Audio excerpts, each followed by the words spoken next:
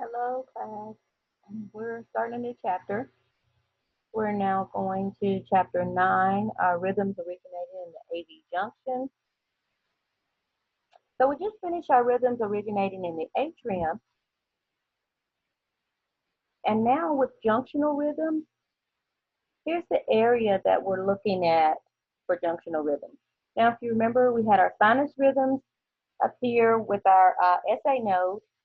And then we had our atrial rhythms that were able to come from different locations within the atria. And now we're here in this area of our AV junction for junctional rhythms. So what are junctional rhythms? Junctional rhythms are the electrical impulse generated by the AV junction. And here again, we see that. Now with junctional rhythms, the key is that impulse can go backwards or forward. So what happens is it ends up depolarizing the atria and the ventricle almost at the same time. So here we see if the junctional impulse reaches the atria and the ventricle at the same time, the atrial contraction and the P will be hidden within the QRS. We see here, you can't see your P wave.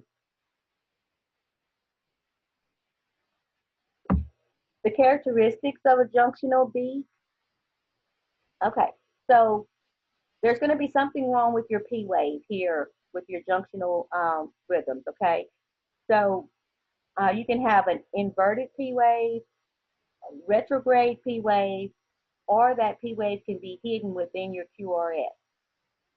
So if the atria depolarize first, then your P wave will occur before the QRS. You see here, and it's inverted. If the ventricles depolarize first, the P wave will occur after the QRS. And then if the ventricles and the atria depolarize simultaneously, the P wave will be hidden within the QRS. Let me see here where it just looks the same. You can't distinguish where that P wave is. So let's take a look at a patient.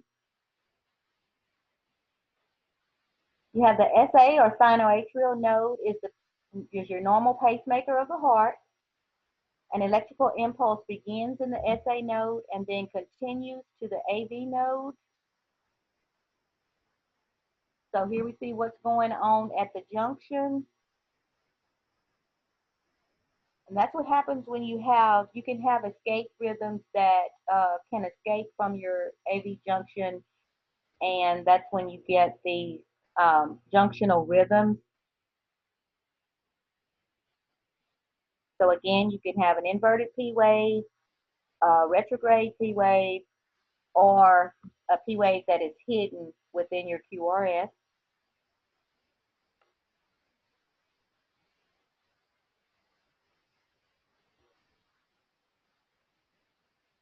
Here's another illustration of junctional rhythms. They originate in the AV node. If you're looking at the EKG strip, look in lead 2. You will either have no P wave or you can have an inverted P wave, or remember a P wave that could also come after your QRS. However, your QRS complex with your junctional rhythms are going to remain, will usually remain normal with them being less than 3 small boxes.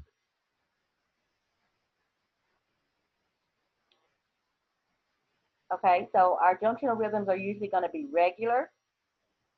The rate is going to be between 40 and 60 beats per minute. Your P wave could either be inverted before the QRS, hidden in the QRS complex, or inverted and after the QRS complex.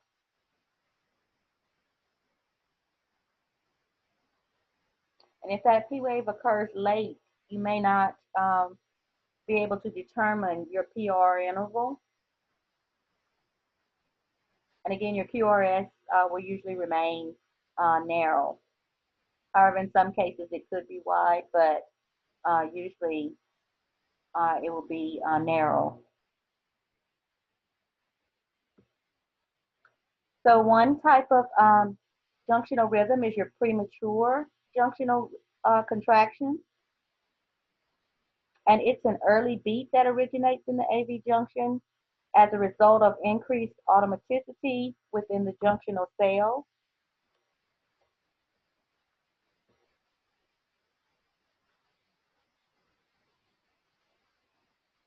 And here we see junctional rhythms called, so some of the causes include coronary artery disease, myocardial infarction or a heart attack.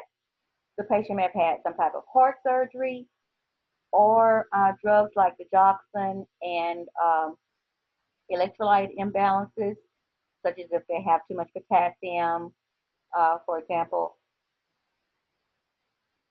And then so if that SA node, which is our normal pacemaker of the heart, if it becomes damaged, then your AV node takes over in an effort to sustain life and keep that cardiac output up enough to sustain life with the patient. So your P wave, again, can either be buried within your QRS. And here we see with an accelerated junctional rhythm, which we haven't actually talked about that one yet, but let me just say that the key difference in these junctional rhythms is going to be your rate. So your junctional rhythm will generally have a beat of 40 to 60 beats per minute. However, if it's an accelerated junctional rhythm, that rhythm can jump to between 60 and 100. However, keep in mind now that 60 and 100 is generally the rate um, of your sinus rhythm. However, you will notice that P wave is going to be altered with your junctional rhythm. And then you have your junctional tachycardia. And of course, we know tachycardia is a fast rhythm. And so that rhythm is usually going to be greater than 100.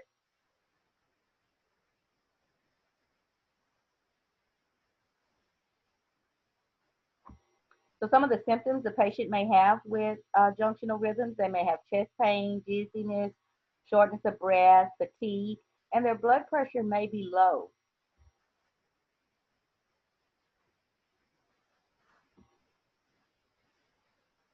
Here's an illustration of a premature junctional contraction, or PJC, in which we see the inverted P wave and its retrograde coming after the QRS.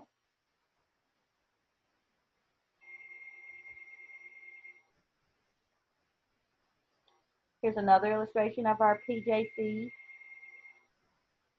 And again, just keep reminding yourself, look at that P wave, okay? That P wave is going to either be, you're not going to be able to distinguish it because it's going to be hidden within your QRS, or it may be inverted, or it may be coming after your QRS. That's your key signs that you're dealing with a junctional rhythm.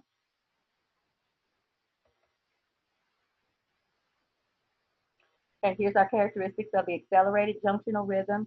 Again, we're going to have a rate of between 60 and 100, or 61 and 100. The rhythm's usually regular. Again, your P wave is going to be absent, inverted, buried, or retrograde. And your QRS usually remains normal.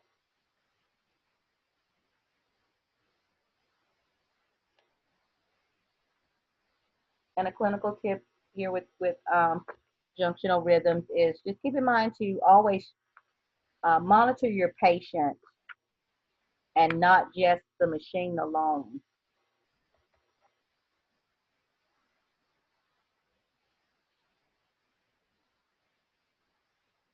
Okay, here's just another illustration for you to use to be able to recognize junctional rhythms.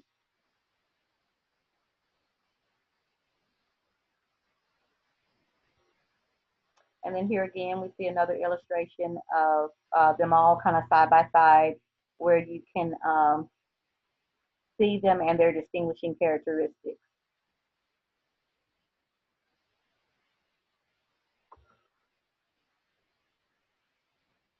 So this short chapter is pretty short.